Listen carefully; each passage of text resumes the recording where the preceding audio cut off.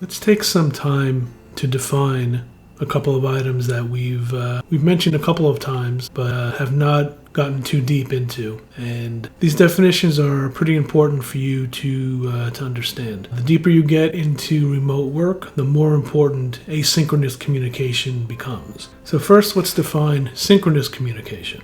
Synchronous communication is typically used in a real-time conversation. You ask something or you state something and expect a response in near real time. Think of a phone call or any conversation face-to-face. It's great for casual conversation or if everybody's in the same room. It's typical in meetings or chat sessions. You ask something, you expect a reply pretty quickly. Think of it as spontaneous conversation. That's not really great though for deep thought or items that require research. Also not great for people in other time zones, people that are on vacation, people that can't make it to a meeting but you would like to have their input. So what do? In comes asynchronous communication. And think of this as more of an email or a message board, where you ask a question or you make a statement and you expect a reply in a reasonable amount of time, but not necessarily real time. What's negative about that is it requires a lot of documentation. And let me just give you an example of that.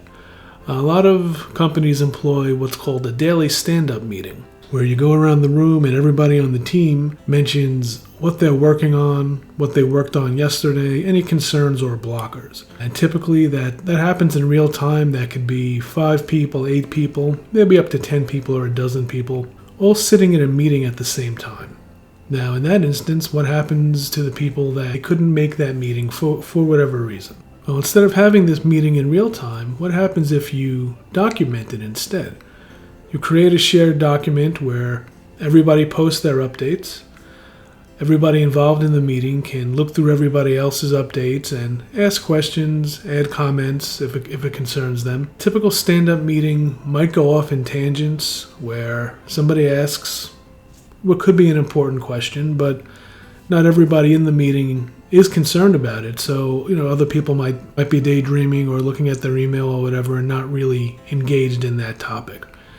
So for the daily stand-up that's done asynchronously, people can go off on tangents in a document or create another document, and people are only reading and contributing to things that are really of concern to them.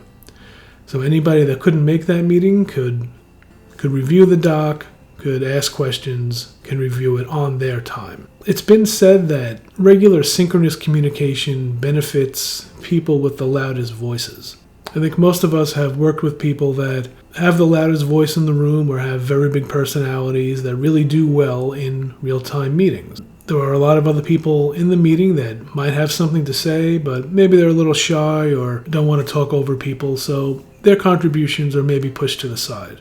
Asynchronous communication gives an equal voice to everybody. So if you're not somebody that likes to stand up in a typical meeting and shout a question or add something to a conversation, it's a great equalizer because now everybody could go in, read the document, digest the topic, ask questions. So it doesn't matter how big your personality is. If you have a question to ask, you can ask it in the document. It's important to note that asynchronous first does not mean asynchronous only. You could be asynchronous by default, where you document everything instead of doing everything in real time. But sometimes you need to pick up the phone and make a call or have a video call or, God forbid, get together in person. It happens. Not everything can be solved in a document that's not real time. But you might be surprised that most of the things that come up during the day do not have to be resolved in real time. You can do it asynchronously, set aside some time if you really need to do something synchronously in real time. A couple of drawbacks of asynchronous communication is it is a lot of documentation. You must maintain a single document repo. And a lot of companies do have document repos, but after a while they become outdated, they become too scattered. And if a company is going to be asynchronous first, they really need to take documentation seriously. Nothing can be more frustrating than being stuck with outdated docs when you're trying to learn something. And I've worked on teams where the docs are so outdated that people end up creating their own doc, making yet another repo, yet another doc, and the cycle continues. So if you're going to go asynchronous first, make sure that you and the entire company are serious about documentation. You have a single repo, and it's either everybody's job to maintain these documents, which is ideal, or somebody has to maintain the documentation. Some of the detractors of asynchronous communication say that asynchronous first can slow things down, and they are right. But you have to ask, how urgent is this topic? Is it really something that needs to be discussed in real time? Does it need to be decided immediately, or are you better off documenting the questions and concerns and letting the team chew on it for a few days and getting input from everyone? So you'll need to make a decision on a case-by-case basis. Which is best for this topic? Would it be synchronous communication, real-time, or asynchronous communication where you can document your questions and concerns and get input from more people and work around their schedule?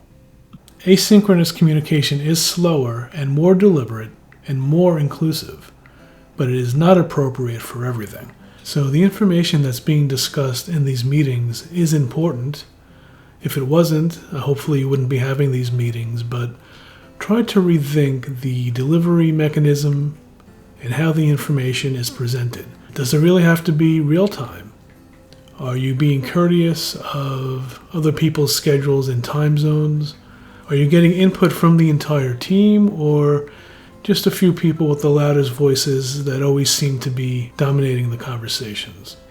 Through asynchronous communication, you're hopefully enabling more people to digest the information and contribute.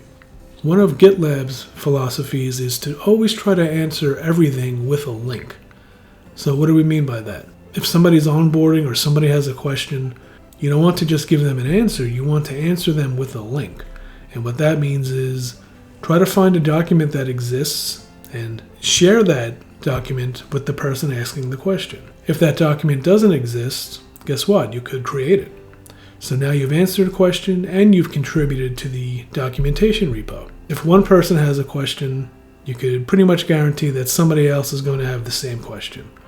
So instead of answering the same thing twice, for a matter of efficiency and accuracy, let's create a document and answer with a link. I wanted to end this chapter by discussing something from GitLab that caught my attention. A couple of months ago, there was a write-up from Darren, who I believe his title is the head of remote, and Sid, who is the CEO of GitLab. And Darren was documenting what GitLab calls the CEO shadow program, where an employee can sit with the CEO for a week, sit in on all of his meetings, and see how the CEO works and learn all the ins and outs of the company. And this sounds very interesting. So basically what Darren documented for the week was how busy Sid is. It sounded like real-time meetings for 8 to 10 hours a day, with most days very little or no breaks in between meetings. So your eyes never get a rest, your mind never gets a rest, and the CEO, Sid, obviously works very hard. I asked a question in the Twitter thread because it seemed odd that the CEO of a company that is built on asynchronous communication, and they've been very successful at it, why does he have a full calendar of real-time meetings all day, every day? This is in contrast to the two head guys over at Basecamp, who every now and then will send a screenshot of their calendar. On most days, it's completely blank, allowing them to focus on other work other than meetings due to the power of asynchronous communication. It's not that communication is not going on, it's that most of it is not going on in real time. And the entire company is asynchronous first, including the executives. So I asked about this, and Sid's reply was interesting. He says, "For me, talking is quicker than writing. So in meetings in which I talk a lot, this makes sense. In meetings I don't talk a lot, I read and write by focusing on other things. At GitLab, it's okay to not pay attention during a meeting. You just don't see that reflected on my agenda. And I thought that was an interesting answer. So here's obviously a very hardworking CEO who has built the company on asynchronous first, has been very successful, but sees it as, for him, real-time meetings in which he needs to give and get real-time input make a lot more sense for him. And it sounds like he attends a lot of meetings but does some other work on the side unless his input is needed.